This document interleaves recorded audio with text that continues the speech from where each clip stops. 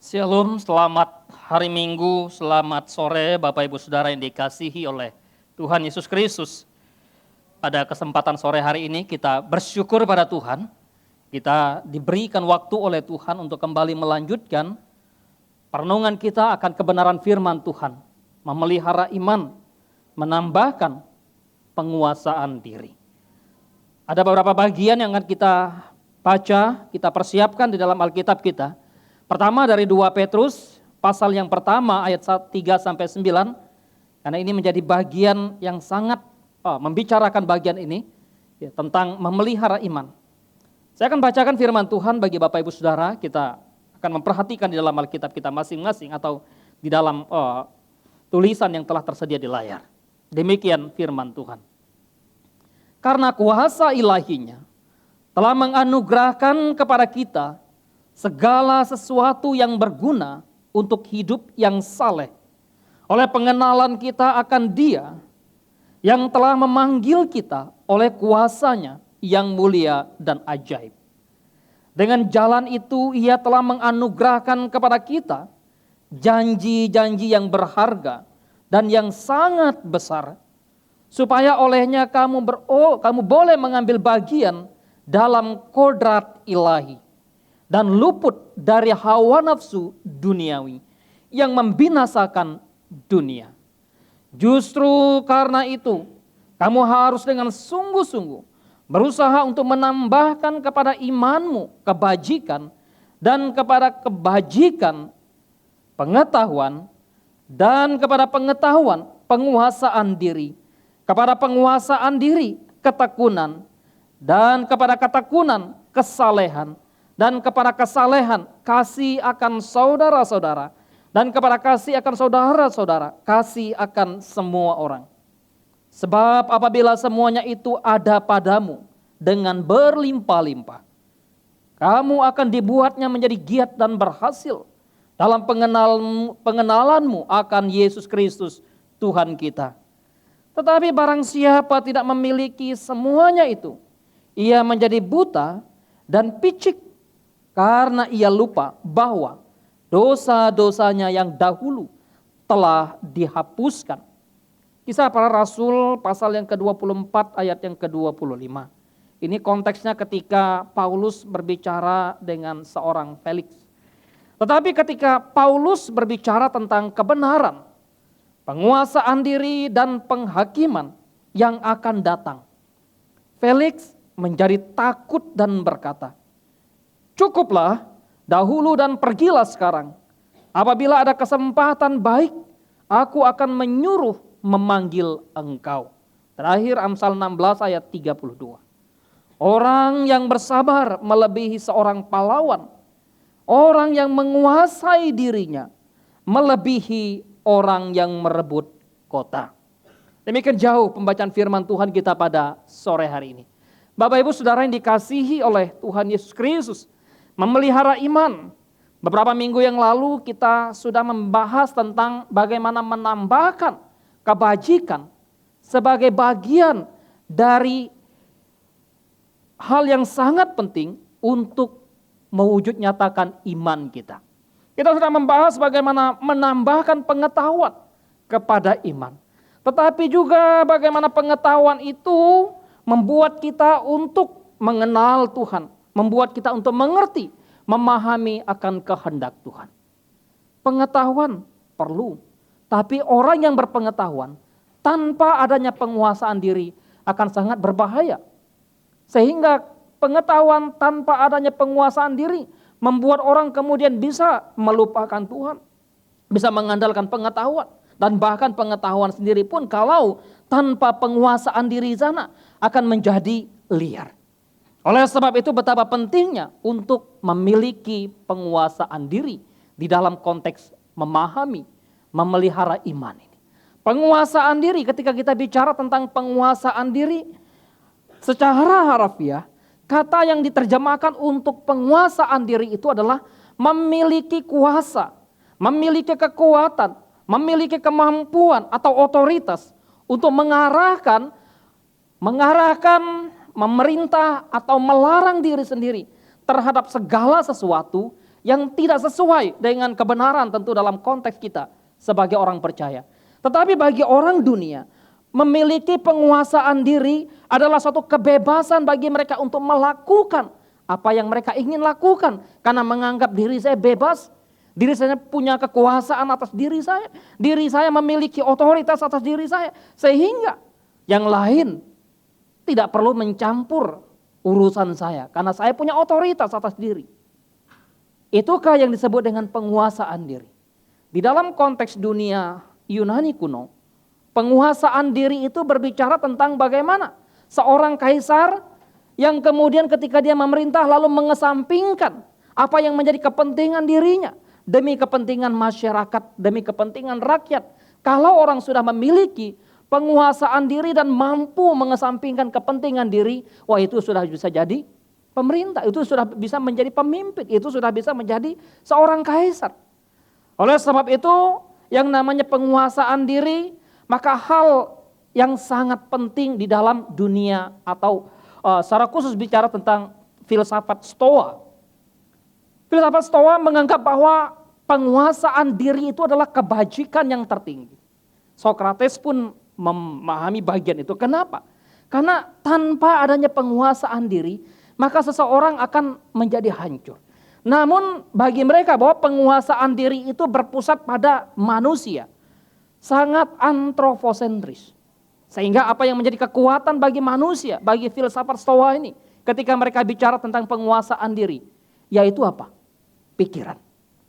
Ada pada pikiran. Ketika ingin menguasai diri, maka milikilah pikiran yang mampu menguasai diri. Sehingga kalau kemudian bagi mereka kemampuan untuk menguasai diri itu ada pada pikiran, bagi mereka ini sangat penting. Oh, ketika orang menyakiti kita supaya kita bisa kemudian mengendalikan diri, maka kita gunakan pikiran kita. Pikiran kita terhadap itu gimana? Maka bagi mereka, ya lihat aja sesuatu yang kemudian apakah yang terjadi dengan mereka. Pikiran sangat diperlukan di dalam konteks menguasai diri. Tetapi bagi iman Kristen, pikiran saja tidak cukup. Karena pikiran kita sudah dicemar oleh dosa. Pikiran kita sudah dicemar oleh segala kejahatan. Pikiran kita sudah tercemar oleh hal-hal yang tidak benar. Karena itu perlu hal-hal yang lain yang sebetulnya untuk menyatakan kekuasaan atau penguasaan diri. Betapa berbahayanya ketika manusia tidak mampu menguasai diri. Alkitab yang kita baca tadi secara khusus tulisan Amsal mengingatkan bahwa ketika orang tidak mampu menguasai diri, maka orang itu akan sama seperti kota yang roboh temboknya. Penguasaan diri dibutuhkan di dalam dan untuk segala sesuatu itu perlu penguasaan diri. Penguasaan diri dibutuhkan di dalam seluruh aspek kehidupan kita. Bukan saja bicara tentang aspek-aspek yang rohani. Bukan saja bicara tentang aspek bagaimana ketika kita dalam relasi dengan Tuhan. Tetapi juga penguasaan diri dibutuhkan di dalam relasi kita dengan sesama. Orang yang tidak menguasai diri akan hancur hidupnya. Bagaimanapun dia seorang yang cerdas. Tanpa adanya penguasaan diri, maka sia-sia kecerdasannya. Betapapun banyak harta kekayaan yang dimiliki oleh manusia, kalau pada akhirnya dalam kehidupannya dia tidak mampu menguasai diri, maka semuanya itu akan sia-sia. Betapa tingginya jabatan, kedudukan seseorang tanpa kemampuan untuk menguasai diri, maka betapa berbahayanya. Karena itu ketika orang tidak mampu menguasai diri, reputasinya akan hancur. Reputasinya akan rusak. Reputasinya akan hilang. Nama baik tanpa adanya penguasaan diri, maka akan rusak di sana. Jabatan tanpa adanya penguasaan diri akan sia-sia. Harta kekayaan tanpa adanya penguasaan diri, maka akan sirna di sana. Oleh sebab itu penguasaan diri sangat diperlukan, dibutuhkan untuk apapun, dalam hal apapun, dan oleh siapapun.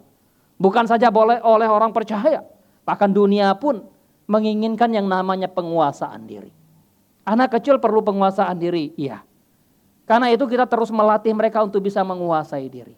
Anak muda perlu menguasai diri. Iya. Orang kaya perlu menguasai diri. Iya. Orang miskin perlu menguasai diri. Iya. Orang yang terpelajar perlu menguasai diri. Iya. Orang yang tidak terpelajar perlu menguasai diri. Karena itu ketika Paulus berbicara kepada Timotius, Paulus berkata, kuasailah dirimu dalam segala hal. Kuasailah dirimu dalam segala hal. Sabarlah menderita. Lakukanlah segala sesuatu. Lakukanlah pekerjaan pemberitaan Injil. Dan tunaikanlah tugas pelayananmu. Penguasaan diri dikaitkan dengan yang namanya satu penderitaan. Kesabaran dalam penderitaan. Ketika orang mengalami penderitaan, orang mengalami ketersesakan, orang mengalami situasi yang genting, maka tak jarang orang sulit untuk menguasai diri. Karena ingin keluar dari penderitaan, ingin keluar dari kesulitan, ingin keluar dari yang namanya ketidaknyamanan. Karena itu Paulus katakan, kuasailah dirimu termasuk ketika engkau sedang dalam situasi penderitaan. Di dalam tulisan Rasul Petrus ini sebetulnya Petrus juga sedang mengingatkan orang percaya ketika mereka mengalami penderitaan, mengalami kesulitan oleh penganiayaan dilakukan oleh orang-orang Romawi terhadap mereka. Maka Petrus ingatkan, ketika mereka sebagai orang yang beriman, maka tidak cukup hanya kemudian mereka beriman lalu tidak menyatakan bagaimana buah iman mereka. Kita sudah belajar tentang bagaimana menyatakan kebajikan di tengah kesulitan, di tengah penderitaan. Kita sudah mempelajari bagaimana pengetahuan perlu ketika iman itu diperhadapkan dengan suatu penderitaan. Dan tentu dalam bagian ini kita diingatkan, penguasaan diri perlu ketika kita menghadapi yang namanya penderitaan. Tentu dalam kehidupan kita perlu memiliki yang namanya penguasaan diri. Karena itu betapa berbahayanya kehidupan manusia, kehidupan seseorang ketika orang tidak memiliki yang namanya penguasaan diri. Bahaya sekali. Amsal atau Salomo mengambil bagian gambaran tentang tembok kota yang roboh, tembok kota yang hancur, yang kemudian untuk menggambarkan ketika orang tidak memiliki suatu penguasaan diri. Ketika orang tidak mampu mengendalikan diri, maka dia tidak lain dan tidak bukan. Sama tembok kota yang roboh. Sama dengan kota yang hancur yang tidak lagi punya daya tarik. Yang tidak lagi punya sesuatu yang baik untuk kemudian menjalankan kehidupan di sana. Yang tidak lagi punya kekuatan apapun dari serangan musuh. Karena itu penguasaan diri adalah kekuatan kehidupan orang percaya. Penguasaan diri adalah kekuatan kehidupan saya dan saudara. Anda bisa membayangkan bagaimana kalau kekuatan kita hancur. Kekuatan kita roboh. Kekuatan kita rusak, yaitu bicara tentang penguasaan diri. Maka orang akan berkata, gak ada penguasaan diri. Sayang sekali. Cerdas, sayang sekali. Fasih, sayang sekali. Banyak uang, sayang sekali. Punya jabatan, sayang sekali. Tampan, sayang sekali. Cantik misalnya. Orang akan berkata enggak punya penguasaan diri. Pasti tidak akan tertarik. Barangkali saudara yang kemudian anak muda melihat, wah orang mendekati saudara. Wah ini cantik sih. Tapi saya enggak punya penguasaan diri. Mungkin saudara akan mikir, atau sebaliknya, saudara cewek kemudian ada cowok yang mendekati saudara, tampan, kaya, cerdas, lalu saudara melihat bahwa dia nggak punya penguasaan diri. Pasti saudara akan mikir untuk menerima dia di dalam kehidupan saudara. Karena itu betapa hancur, betapa rusaknya kehidupan manusia tanpa adanya penguasaan diri. Penguasaan diri bukanlah satu kekuatan yang sebetulnya ada pada diri kita. Karena kita sebetulnya rusak. Kita ini liar. Kita ini gak punya kekuatan apa-apa untuk membangun penguasaan diri. Sebab kita manusia berdosa walaupun sebetulnya kita sudah ditebus oleh Kristus. Karena itu kekuatan untuk penguasaan diri sesungguhnya kita menyadari bahwa itu adalah salah satu rasa dari buah roh. Karya Roh Kudus, anugerah Allah. Sama seperti iman yang dianugerahkan oleh Allah kepada orang percaya. Demikian juga dengan penguasaan diri. Penguasaan diri sangat jelas kalau kita membaca tulisan Rasul Paulus. Di dalam Galatia pasal yang kelima. Maka kita menemukan di sana. Bagaimana buah roh, kasih, sukacita, damai, sejahtera, kesabaran, dan seterusnya. Nanti ditutup dengan penguasaan diri. Penguasaan diri adalah anugerah Allah. Buah Roh Kudus. Karena itu orang yang sudah hidup di dalam Roh Kudus sudah seharusnya memiliki penguasaan diri. Cuma seringkali kita akan bertanya, benar enggak ya dia hidup sebagai orang percaya? Benar enggak ya dia hidup dikuasai oleh Roh Kudus, dipimpin oleh Roh Kudus? Sekiranya dia sudah dipimpin oleh Roh Kudus, kenapa dia tidak memiliki penguasaan atas dirinya? Penguasaan diri, anugerah Allah kepada orang percaya. Karena itu sebagai orang yang sudah hidup di dalam terang kasih Tuhan, orang yang sudah dipanggil oleh Allah dari kegelapan kepada terang yang ajaib, orang yang telah dianugerahkan oleh Allah segala sesuatu yang berguna untuk hidup, untuk sesuatu yang memuliakan Allah, maka sudah seharusnya kita memiliki penguasaan diri. Karena itu penguasaan diri perintah yang Allah berikan kepada orang percaya. Beberapa bagian sebetulnya kita bisa mendapatkan bagaimana Paulus memerintahkan kepada umat Tuhan untuk menguasai diri. Kuasailah dirimu dalam segala hal. Kuasailah dirimu dalam segala sesuatu. Walaupun secara kata tidak banyak tersirat, tetapi paling tidak Alkitab memberitahukan kepada kita bahwa di dalam kisah tentu penguasaan diri merupakan hal yang diperintahkan oleh Allah. Ketika kita bicara tentang apa yang disampaikan oleh penulis kisah para rasul di dalam kisah para rasul yang kita baca tadi, ketika Paulus sedang berdiskusi, berbicara dengan seorang bernama Felix, maka apa yang disampaikan di sana tentang penguasaan diri. Penguasaan diri itu sangat dikaitkan dengan yang namanya kebenaran. Penguasaan diri orang percaya bukan karena kemudian manusia belum mengenal Allah, tapi penguasaan diri orang percaya itu sangat erat kaitannya dengan bagaimana kebenaran yang dinyatakan oleh Allah di dalam Kristus Yesus. Karena dasar yang sekaligus landasan bagi penguasaan diri kita adalah bagaimana karya Kristus yang menebus kita, yang rela mati di kayu salib, yang mengampuni dosa kita. Kebenaran Allah itulah yang kemudian membuat kita untuk bisa menguasai diri.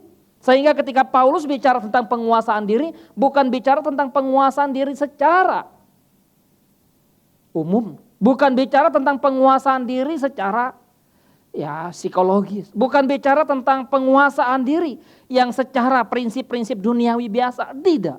Tapi Paulus bicara penguasaan diri dikaitkan dengan yang namanya dikaiosune, kebenaran Allah itu sendiri. Oleh sebab itu sungguh ajaib ketika manusia, orang percaya sudah dibenarkan oleh Allah, sudah ditebus oleh Allah dan tidak memiliki penguasaan diri. Betapa berbahayanya kehidupan kita. Benarkah kita sudah dibenarkan oleh Allah? Sekiranya kita sudah dibenarkan oleh Allah, maka di dalam kehidupan kita, kita seharusnya memiliki penguasaan diri. Dan penguasaan diri itu sangat bisa diaktualisasikan di dalam kehidupan keseharian kita. Nanti kita akan melihat bagian-bagian yang penting bagaimana dalam penguasaan diri keseharian kita. Maka penguasaan diri juga bukan hanya sekedar dikaitkan dengan yang namanya kebenaran Allah, tapi juga dikaitkan dengan yang namanya penghakiman. Nah, ini bukan hanya bicara tentang kesementaraan, tapi juga bicara tentang kekekalan. Penguasaan diri bukan hanya sekedar berguna bagi kita, kita kan masih ada dalam dunia. Kita perlu atau tidak perlu, bukan hanya sekedar itu. Tapi bicara tentang penguasaan diri dikaitkan dengan satu penghakiman.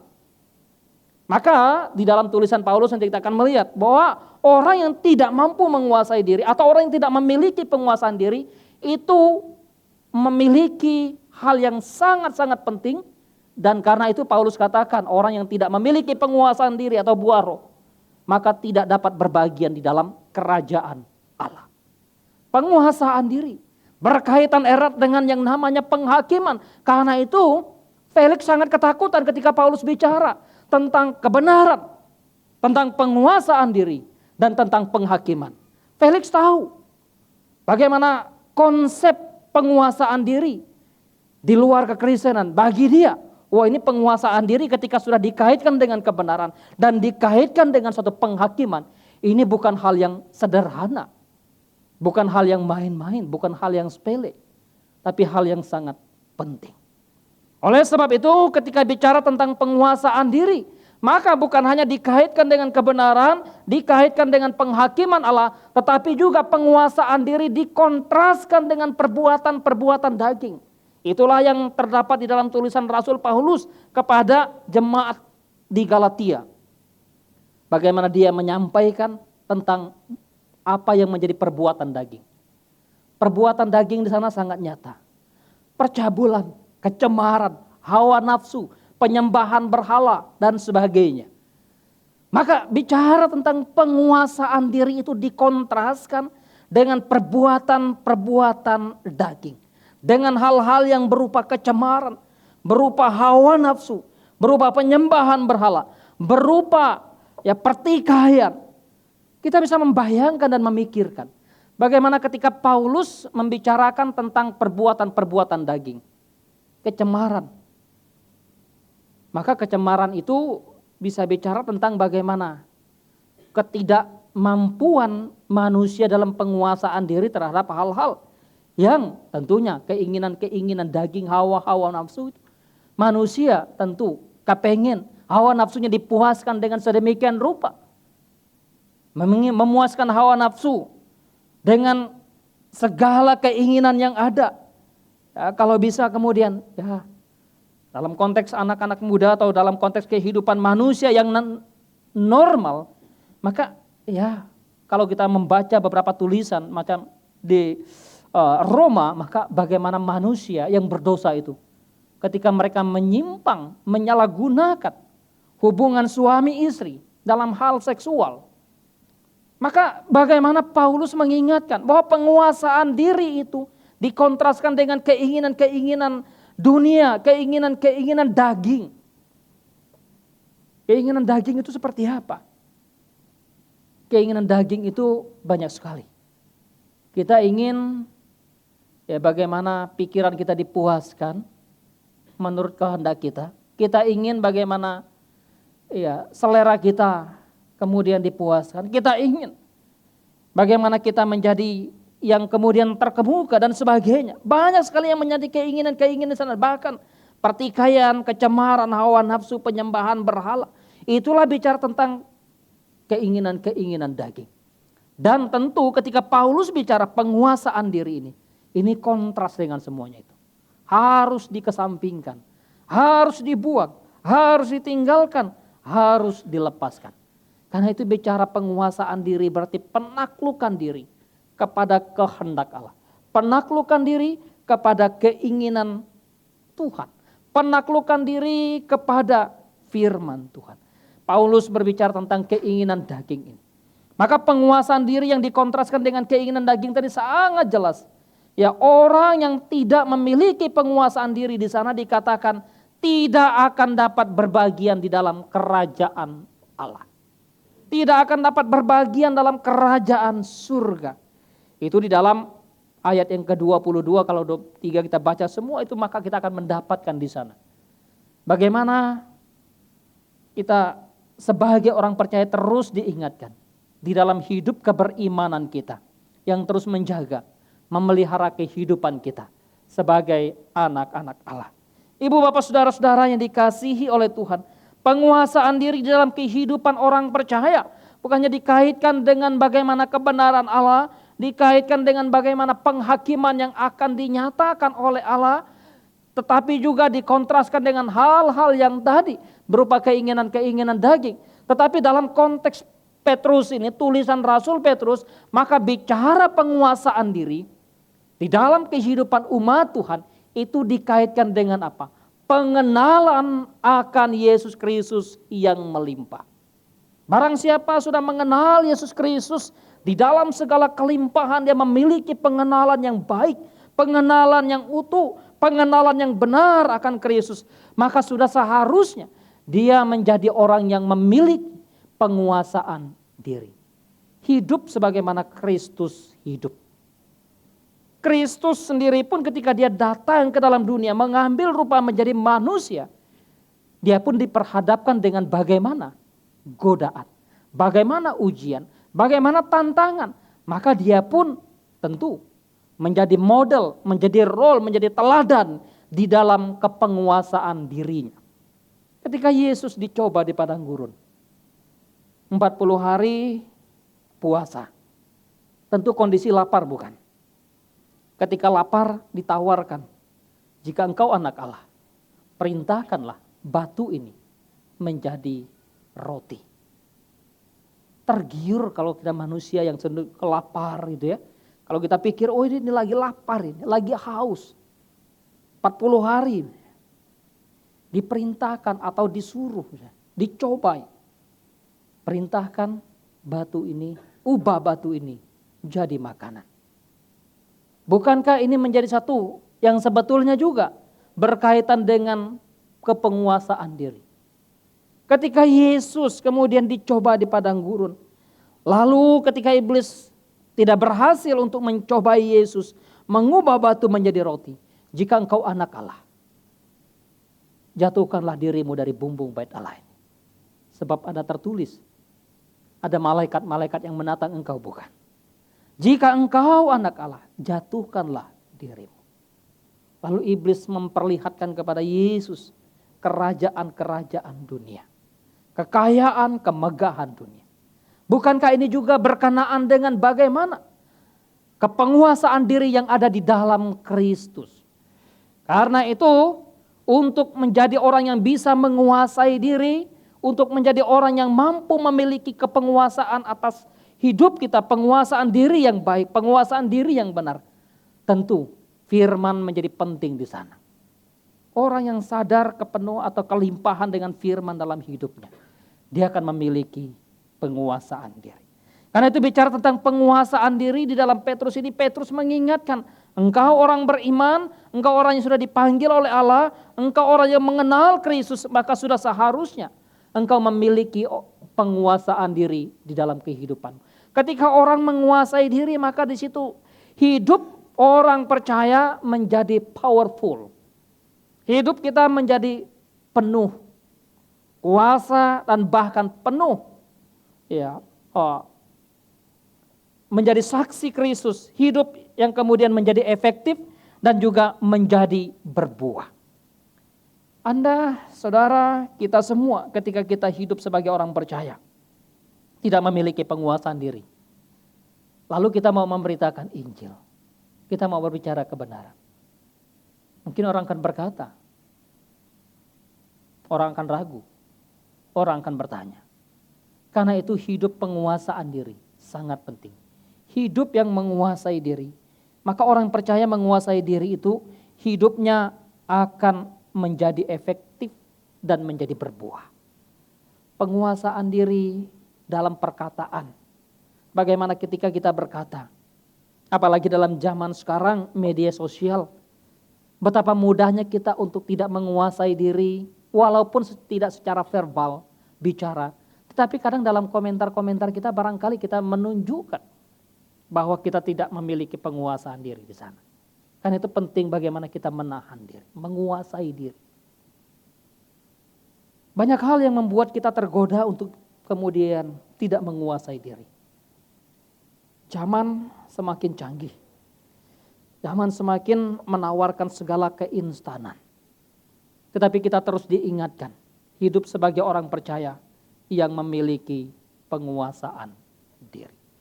Penguasaan diri itu pertama ketika kita bicara tentang kemampuan kita untuk menguasai diri. Kemampuan kita untuk menguasai diri adalah, ingat, penguasaan diri kita, penguasaan diri orang percaya itu berpusat pada Kristus. Bukan berpusat pada manusia kita. Bukan antroposentris. Tetapi lebih kepada teosentris, berpusat kepada Allah. Nggak ada orang yang kemudian mampu menguasai diri terlepas daripada penyertaan Allah dalam kehidupannya. Atau sebaliknya, setiap orang yang sudah ditebus oleh Kristus, yang sudah dipimpin oleh Roh Kudus, maka mereka sudah seharusnya mampu menguasai diri. Penguasaan diri kita sebagai orang percaya, pusatnya adalah pada karya Kristus, ada pada Kristus yang tersalib itu. Itulah pusat penguasaan diri kita. Sehingga Kristus menjadi teladan, Kristus menjadi model, sekaligus juga menjadi kekuatan bagi orang percaya untuk bisa menguasai diri kita. Hidup sama seperti Kristus hidup. Itulah panggilan kita, menyangkal diri, memikul salib. Kita seringkali tergoda bukan untuk tidak mau menyangkal diri. Untuk kemudian hidup mengambil jalan pintas dengan mudah. Shortcut itu sepertinya ditawarkan oleh dunia dalam setiap kehidupan kita. Pertanyaan, apakah kita menuruti atau tidak? Apakah kita memiliki penguasaan diri atau tidak? Apakah kita betul-betul memiliki penyangkalan diri atau tidak? Atau sebaliknya, sudah kita mengikuti cara dunia saja. Oleh sebab itu Petrus mengingatkan kepada orang percaya, mengingatkan kepada kita melalui tulisannya, bahwa penyangkalan diri itu penting, penguasaan diri itu penting, pengendalian diri itu penting. Maka penguasaan diri berlandaskan pada apa? Pengetahuan akan Yesus Kristus. Kalau orang kenal siapa Kristus, Kristus adalah Tuhannya, Kristus adalah juru selamatnya, Kristus adalah penebusnya, Kristus adalah pusat hidupnya, maka sudah seharusnya bagaimana kita hidup memuliakan Kristus dengan menahan diri, dengan menjaga diri, dengan menguasai diri. Waktu kita mau melakukan hal-hal yang sebetulnya membuat kita tidak menguasai diri, ingat lagi, wah, saya ini orang percaya. Saya ini orang yang sudah ditebus oleh Kristus. Saya ini orang yang sudah diselamatkan oleh Kristus. Kalau tidak, apa bedanya kita dengan dunia? Apa bedanya kita dengan orang-orang yang tidak mengenal Kristus? Kalau orang yang tidak mengenal Kristus secara keduniawian, kemudian secara kehidupan, budaya dan sebagainya, mereka mampu menahan diri dalam tanda kutip. Kenapa tidak kita yang adalah anak-anak Allah, kita yang adalah orang yang mengenal Kristus? Bukankah kita hidup sebagai orang yang dipimpin oleh Allah? Oleh sebab itu baca, pengenalan akan Kristus sangat penting di dalam penguasaan diri. Penguasaan diri berlandaskan pada kebenaran akan Allah. Orang yang mengenal kebenaran Allah, orang yang hidup dalam kebenaran Allah, mereka mengenal bagaimana cara mereka hidup. Mereka tahu bagaimana cara mereka hidup. Tidak seperti cara dunia. Maka Paulus mengingatkan kepada jemaat di Roma, tidak hidup menjadi seperti dunia, berubah dengan segala pembaharuan budi kita. Tidak hidup seperti cara dunia hidup. Kita berbeda, kita berubah, kita berbeda. Karena kita memiliki Kristus yang hidup di dalam kehidupan kita. Maka bicara tentang penguasaan diri. Peran penguasaan diri dalam kehidupan kita sangat penting. Penguasaan diri menuntun, menjaga agar hidup kita tetap di dalam relnya Tuhan. Tetap di dalam jalurnya Allah. Ketika kita tergoda, atau ketika ada godaan dunia, lalu membuat kita tergoda, ingat, kita sedang berjalan bersama siapa? Kita sedang berjalan di dalam siapa? Sekiranya kita sadar bahwa kita berjalan di dalam pimpinan Roh Kudus, di dalam pimpinan Allah, maka kita ingat, penguasaan diri itu penting, menuntun, menjaga agar hidup kita tetap di dalam kehendaknya Tuhan. Orang yang tidak memiliki penguasaan diri, ketika mereka melompat dari relnya Allah, melompat dari koridornya Tuhan, berusaha untuk mengikuti kehendaknya masing-masing. Betapa berbahayanya kehidupan mereka. Ketika kita sebagai orang beriman atau memelihara iman, menambahkan penguasaan diri di sana, maka penguasaan diri itu sebagai satu wujud nyata kesaksian iman kita. Inilah kesaksian iman yang hidup dari orang percaya ketika mereka mampu menguasai diri mereka.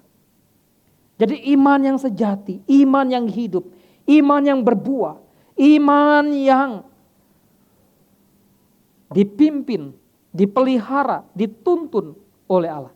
Maka iman itulah yang menyatakan bagaimana hidup kita. Penguasaan diri membuat kita bersaksi di sana.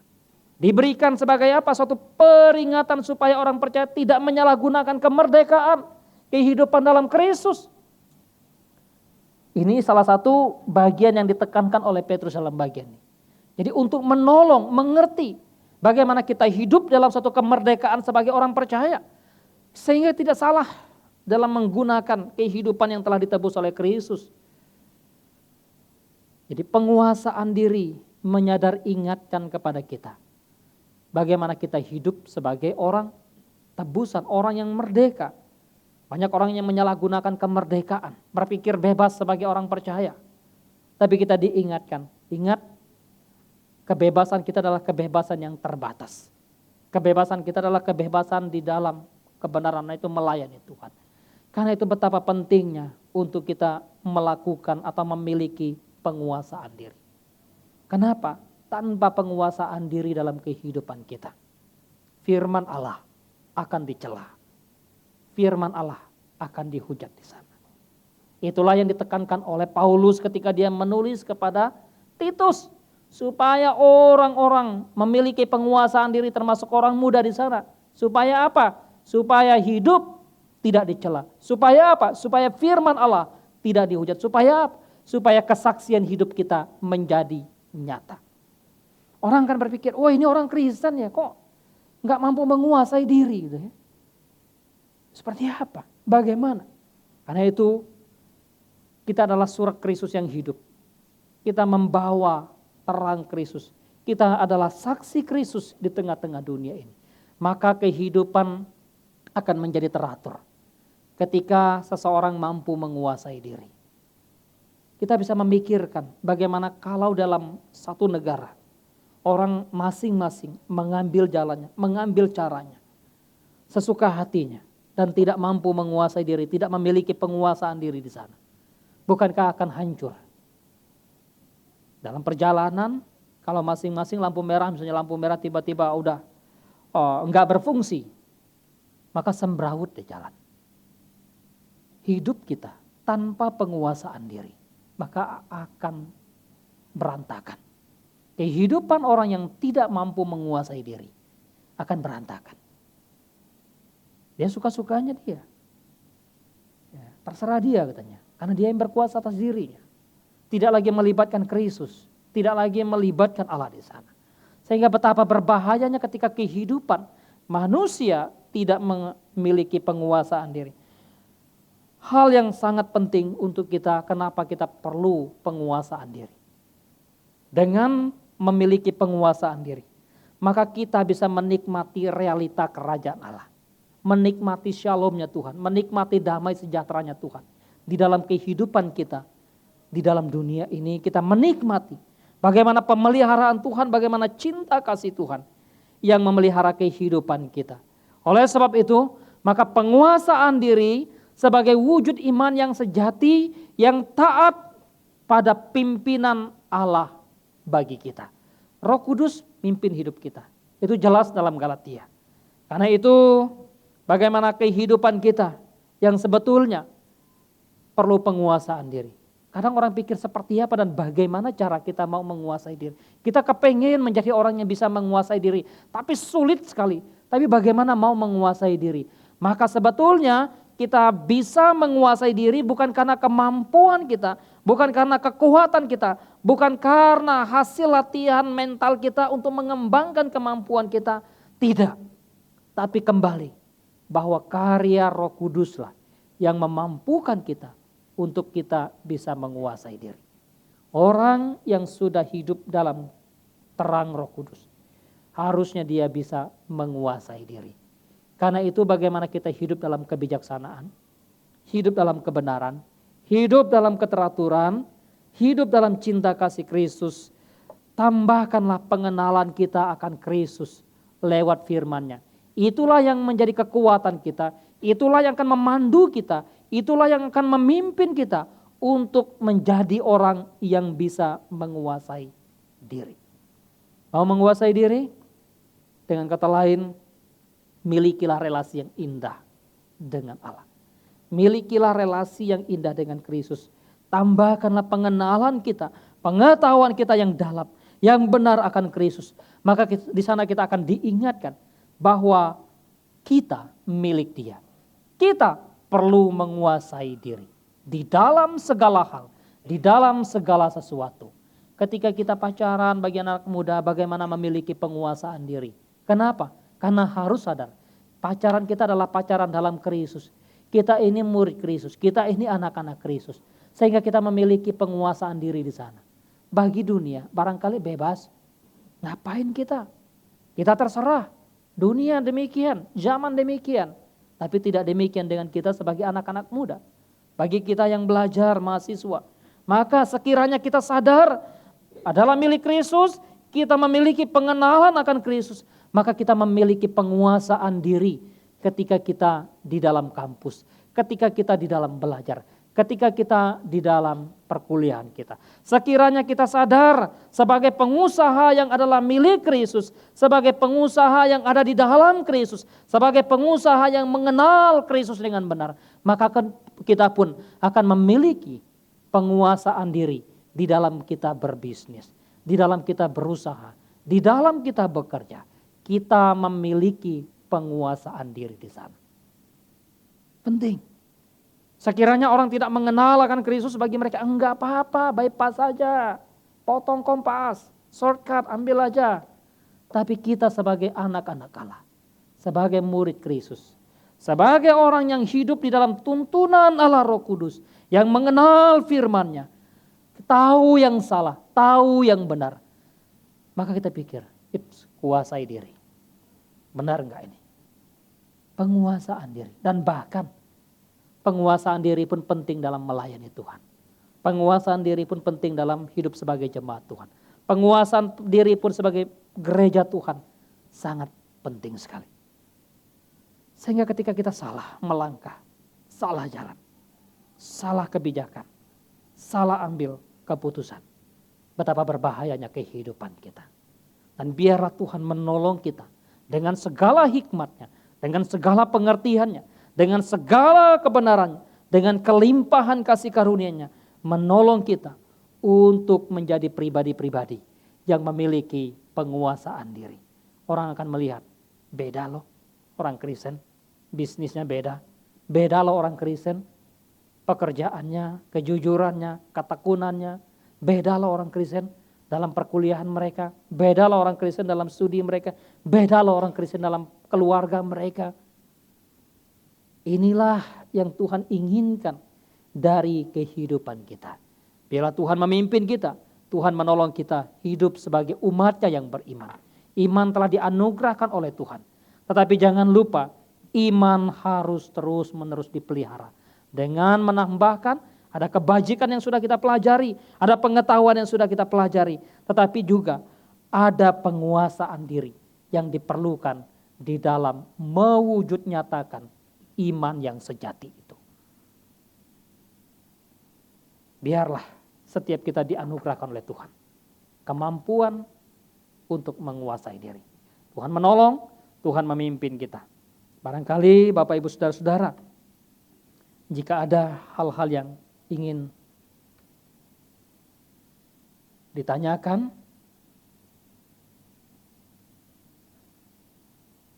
sebelum kita, ya silakan. Ada mic?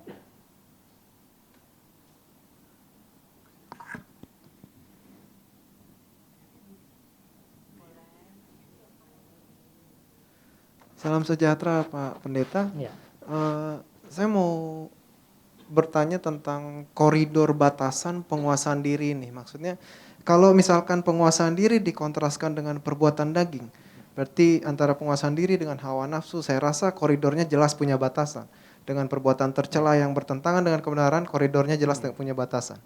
Bagaimana ketika itu menyentuh aspek emosional manusia? Manusia punya amarah, punya sifat temperamental, tidak kurang kisah Nabi, Rasul, bahkan Yesus sendiri pernah marah di dalam Alkitab. tidak bisa kita katakan Yesus tidak punya penguasaan diri kan gitu. Nah di dalam aspek emosional, di manakah titik ambang batas koridor penguasaan diri ini bagi manusia? Dan juga dalam bidang pengetahuan, misalkan dalam menuntut ilmu misalkan, pencarian kebenaran tentang Tuhan. Di mana batas penguasaan diri kita untuk membatasi bahwa pengetahuan ini terlalu berlebihan untuk kita cari atau tidak? Mungkin hal-hal yang seperti itu lebih agak sulit untuk kita kontraskan. Terima kasih. Baik, terima kasih. Bagaimana kita memahami penguasaan diri secara khusus dalam konteks ya kontras antara dengan keinginan daging. Kemarahan tidak ada yang salah. Ketika kemarahan itu adalah kemarahan yang suci. Kemarahan yang benar. Oleh sebab itu, penguasaan diri bukan berarti kemudian seseorang tidak bisa marah. Penguasaan diri bukan berarti kemudian orang tidak bisa menegur. Penguasaan diri bukan berarti kemudian orang kemudian ya harus kompromi dengan kesalahan, tidak. Jadi apa yang perlu disampaikan di dalam bagian ini bahwa ketika kita menguasai diri, maka ingat, waktu kita melihat kesalahan, apakah kita kompromi dengan kesalahan itu? Ketika kita kompromi dengan kesalahan, maka kita tidak sedang menjadi orang yang memiliki penguasaan diri di sana. Kristus, kenapa Kristus marah? Kenapa Kristus menegur orang-orang yang sedang mempergunakan bait suci untuk menjadi tempat sarang bagi penyamun. Rumah Bapakku adalah rumah doa. Tetapi kamu jadikan sarang penyamun. Penting bagi kita yang memiliki penguasaan diri, ketika memiliki atau melihat hal yang tidak benar, memang sudah seharusnya kita menyatakan teguran di sana. Jangan biarkan ketika ada kesalahan, tegurlah kesalahan itu. Di dalam banyak hal, kita barangkali mengambil jalan aman, mengambil jalan tenang, mengambil jalan damai. Karena pikir ya udahlah, cincai aja. Tetapi di dalam kehidupan kekristenan, maka sekiranya kita tahu sesuatu yang benar, sesuatu yang salah, memang kita harus tegur di sana. Emosi kita tentu sudah dicemar oleh dosa. Emosi Kristus, emosi yang kudus. Manusia sudah tercemar oleh dosa. Karena itu tadi pikiran kita, perasaan kita, kehendak kita harus dikembalikan kepada tuntunan Allah Roh Kudus yang memimpin kita, yang menuntun kita, yang mengajar kita. Kristus, Sang Suci, Sang Benar. Dia tidak berdosa, tidak bersalah, tidak bercacat celah. Orang-orang berusaha untuk mencari kesalahan, Pilatus cari kesalahan, semua cari kesalahan dan tidak didapatkan kesalahan. Karena itu dialah gambaran yang sulung. Karena itu kerinduan Allah bagi kita akan terus menerus disempurnakan menjadi serupa dengan Kristus.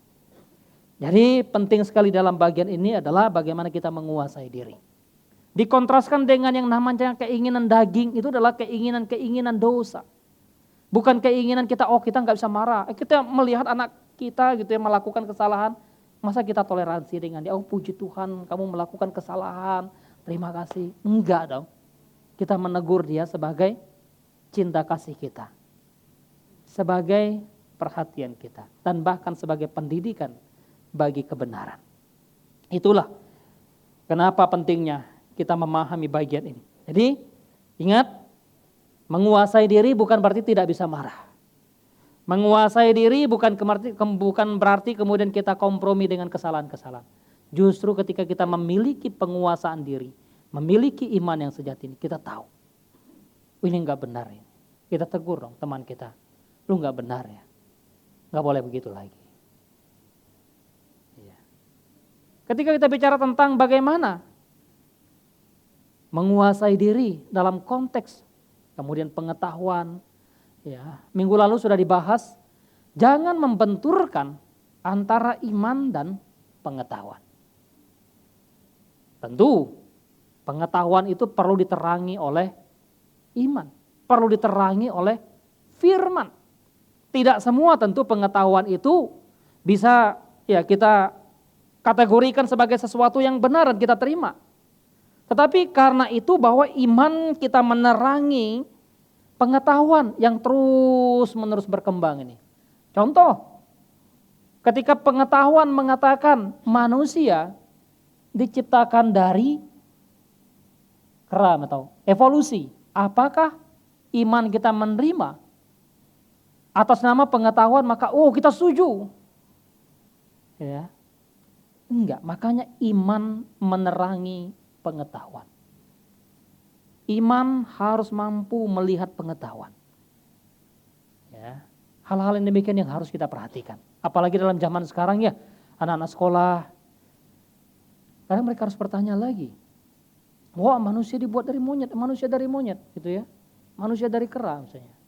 Apa iya? Nah, hal-hal yang kemudian pengetahuan-pengetahuan yang tidak berlandaskan kepada firman. Maka kita mesti harus selektif di sana.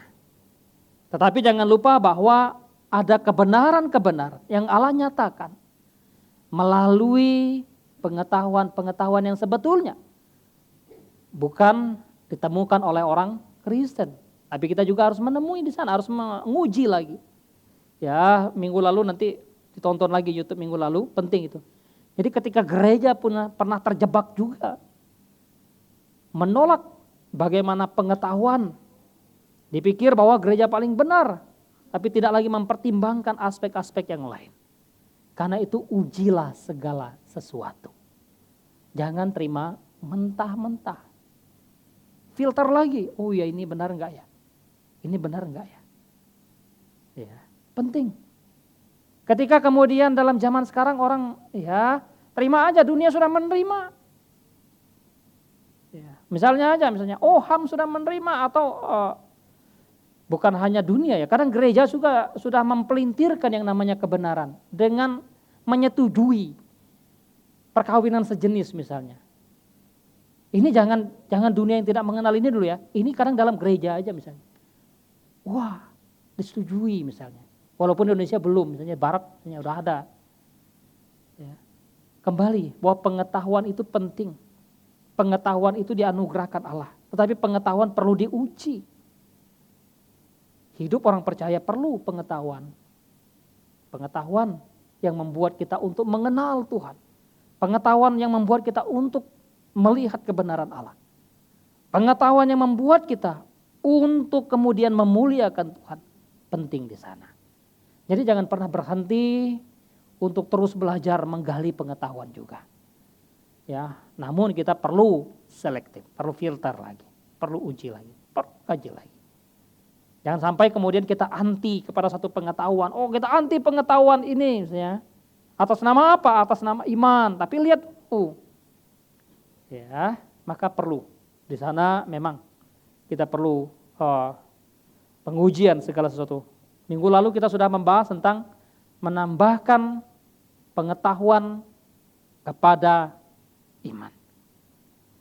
Ya, banyak orang pikir bahwa ya orang Kristen cukup beriman aja lah, enggak usah punya pengetahuan. Salah. Justru karena kita beriman, maka kita perlu terus-menerus belajar juga. Belajar, dan belajar. Belajar bukan hanya sekedar untuk memuaskan pengetahuan kita, bukan hanya sekedar untuk memuaskan pikiran kita, tetapi belajar untuk kita mengenal lebih dalam akan kekayaan kasih karunia Allah. Di dalam hal-hal yang begitu luar biasa. Bayangkan kalau gereja menolak pengetahuan ratusan tahun atau ribuan tahun yang lalu kita nggak tahu misalnya komputer. Kita nggak tahu gimana sistem sekarang ya. Lalu ya zaman sekarang aja pengetahuan misalnya dulu kita mesti persembahan ya kita persembahan harus diberikan secara ini ya nggak boleh transfer. Kita nggak bisa membatasi juga hal-hal yang perlu dan berguna untuk kehidupan kita sebagai orang percaya. Dulu pikirkan, gimana ini kita mau beribadah ini? Ya, apakah harus tatap muka ataukah kemudian kita nggak bisa bertemu satu dengan yang lain? Maka kita perlu mengkaji semuanya itu. Jangan juga kita kemudian terlalu kaku. Iman penting, tapi iman perlu melihat pengetahuan. Ya, tetapi jangan juga kompromi atas nama ya udah Kita terima aja gitu ya. Nggak perlu difilter lagi, nggak perlu disaring lagi. Nggak juga, kita uji. Pengetahuan-pengetahuan itu penting. Kita uji, karena pengetahuan terus berkembang. Pengetahuan terus berkembang. Pengetahuan terus berkembang. Dunia penemuan terus berkembang. Dunia ekonomi terus berkembang. Dunia hukum terus berkembang. Dan seterusnya. Karena itu kita bersyukur ya, firman itu begitu kaya, begitu limpah. Namun kita jangan terjebak dan jangan kebablasan juga di sana. Ya, tetap harus lihat seperti apa dan bagaimana pengetahuan itu. Oke. Ya.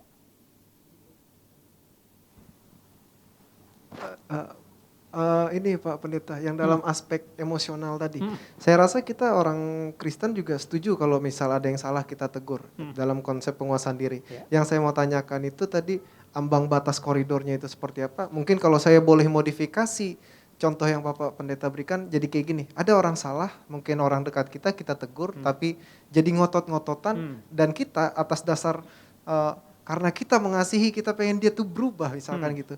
Yang terjadi adalah ngotot-ngototan hingga keluar kalimat-kalimat satir, kalimat-kalimat umpatan, tajam atau kasar. Apakah itu masih masuk dalam koridor penguasaan diri waktu kita terjadi hal-hal seperti itu gitu? Iya. Maksudnya baik, tapi yang keluar malah jadi, apakah itu masih penguasaan diri? Oke. Jadi tentu penguasaan diri itu perlu kesopanan juga. Penguasaan diri tidak kebablasan. Ya, penguasaan diri tentu ada cinta kasih di sana. Karena itu waktu kita menegur atas dasar apa? Karena apa? Kalau kita dengki barangkali disertai dengan emosional. Tapi kalau kita mengasihi, maka teguran itu sekeras apapun, barangkali waktu itu sulit untuk diterima.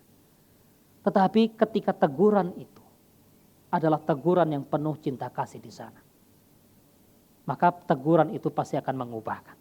Memang tidak bisa dipungkiri. Bagi orang yang kita marah, bagi orang yang kita tegur, pasti akan merasa sakit hati. Pasti akan merasa kok seperti begini. Yang namanya pil itu pahit, itu bagi sebagian orang, ini pahit, nggak bagus ini. Tapi bagi sesuatu, bagi orang yang sakit, pil pahit itu obat. Ya. Kita menyadari, kita mengetahui, ternyata setelah lewat, baru kita tahu. Ini gunanya ya, ini manfaatnya. Jadi tentu memang penting di sana ya, untuk hal-hal itu. Jadi batasan-batasan emosi yang seperti apa? Manusia punya emosi pasti. Semua manusia punya emosi. Karena emosi itu bagus. Kalau tidak ada emosi berarti manusia bukan lagi manusia yang hidup. Karena dia hidup maka dia punya emosi. Tetapi jangan lupa, emosi bagus. Ya. Karena itu emosi dalam buku yang sangat bagus juga ya. Emosi itu harus dikuduskan. Ya. Emosi itu harus dikuduskan. Kalau emosi tidak dikuduskan, maka emosi itu tetap tercemar dengan dosa. Kita marah penting, tetapi marah dalam kekudusan. Ya. Cemburu bagus enggak? Bagus enggak cemburu? Hah? Bagus enggak cemburu?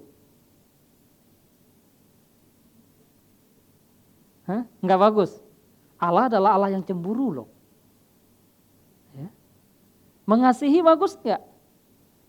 Bagus ya. Itu bagian dari emosi juga kita mengasihi. Ya. Tapi mengasihi itu juga perlu hal yang benar. Perlu kebenaran dalam mengasihi. Ya, ntar ada kasih, saya ngasihi kamu ya. Ntar salah paham lagi ya. Ngasih pacar orang lain misalnya kan. Ya kan saya ngasih dia. Ya. Kasih. Karena itu emosi kita, emosi yang sudah tercemar oleh dosa, maka perlu kekudusan.